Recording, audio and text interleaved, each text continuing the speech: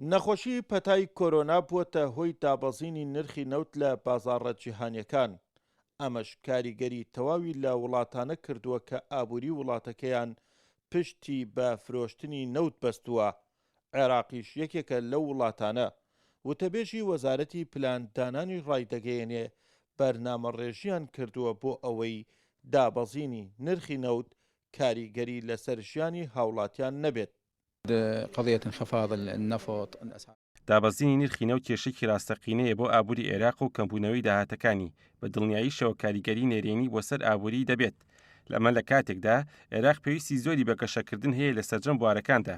ئێمە لە وەزارەتی پلاندانان پلانی دوورمەوەدا و مامناوەندمان هەیە بۆ هاوکاریکردنی خێزان هەژار و کەم دەرامەتەکان بۆ ئەوەی لە کاتی پێویستدا هاوکاریان لمواجهة تداعيات هذه الأزمة.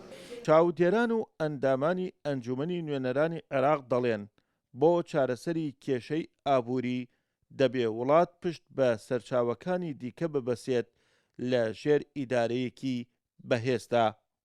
الأسعار النفط هو انخفاض. دابەزینی نرخی نەوت پرسێکی جیهانی و ئێمەش لە عێراق وەک دەزانین بە شێوەیەکی سەرەکی پشتمان بە داهاتی فرۆشتنی نەوت بەستووە. بۆ یەکەمبوونەوەی داهات گرفت بۆ موچە و دابینکاری دارایەکان دروست دەکات. هەرچەندە پەرلەمانی عێراق دڵنیایی لەوە داوە کە موچە گۆڕانکاری بەسەردا نایێت. يعني إعطاء الرواتب مهمة شرعا.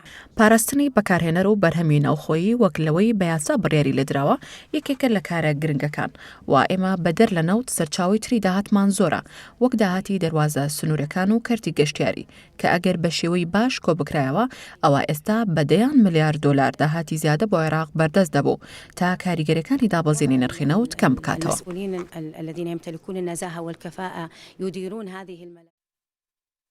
چاودێرانی سیاسی و کاربەدەستانی وڵات دەڵێن بۆ ئەوەی کە عێراق لە قەیرانی ئابووری ڕزگاری بێت کە لە ئێستادا نرخی نەوت دابەسیوە دەبێت پشت بە سەرچاوەکانی داهاتی دیکە ببەستێت کە عێراق لە هەموو بوارەکاندا دەوڵەمەندە. بە مۆشەخانی گەلی کوردستان، بەغداد.